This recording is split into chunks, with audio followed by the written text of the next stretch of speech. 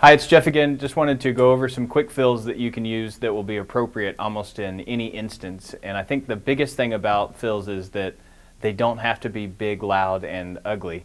And if you haven't played that rhythm before in the song, or you haven't ever played that rhythm, it doesn't make it a good fill for the most part. So the simpler the better for the most part. They're designed to basically gain some interest and build energy in a song, as well as kind of move you from one section to the next. So they're not used every couple of measures. And so the rule of thumb would be that a fill is appropriate about every 8 measures. And that's very common throughout all music for the most part that's playing. You might get a few variations, but if you generally want to count on it, 8 measures is where the music is going to change a little bit. A typical verse might just be 2 sets of 8. So if we're talking about a fill, it doesn't have to be fancy. So in this case, I'm just going to play 3 and 4 and when I get to the 8th measure.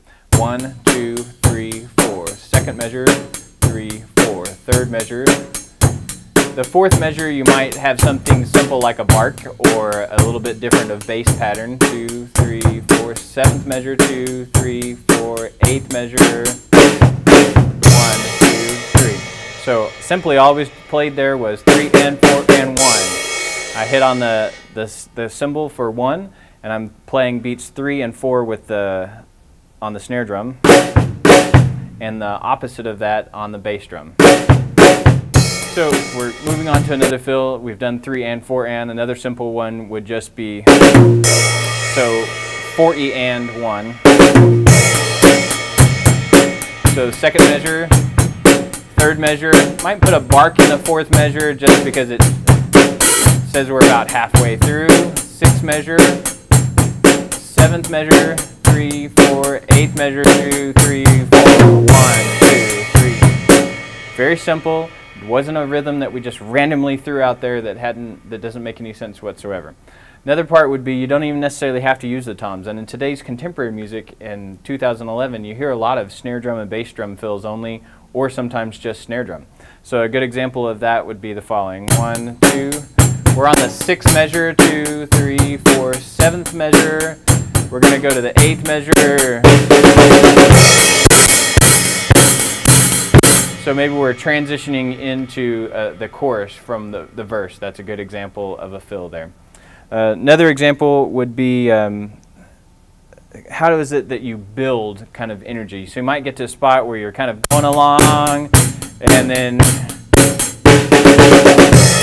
the song cuts out, 2, 2, 3. Maybe you're in a bridge, the 4th measure, and the song starts building. So I might start adding bass drum, then I might add snare drum, and then build.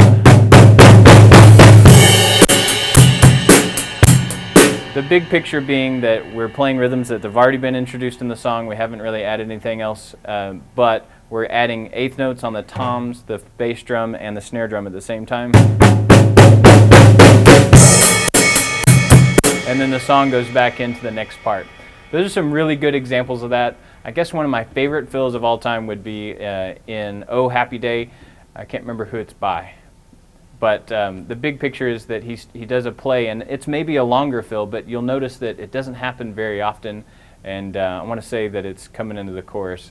And when you get there, you're playing along, you're going, you might be driving along, and then he starts playing where snare, bass, bass, snare, bass, bass, snare, bass.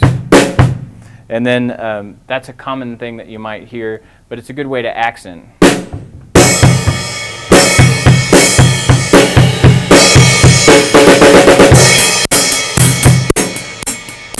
Pretty common in Oh Happy Day. It's kind of a simplification of it for the most part, but the big picture being that it's a little bit longer, but it's also trying to really build a bunch of energy into that section. With those couple of ideas, you can actually get a lot done in most of the songs that you're doing. The key is keep it simple. Good luck.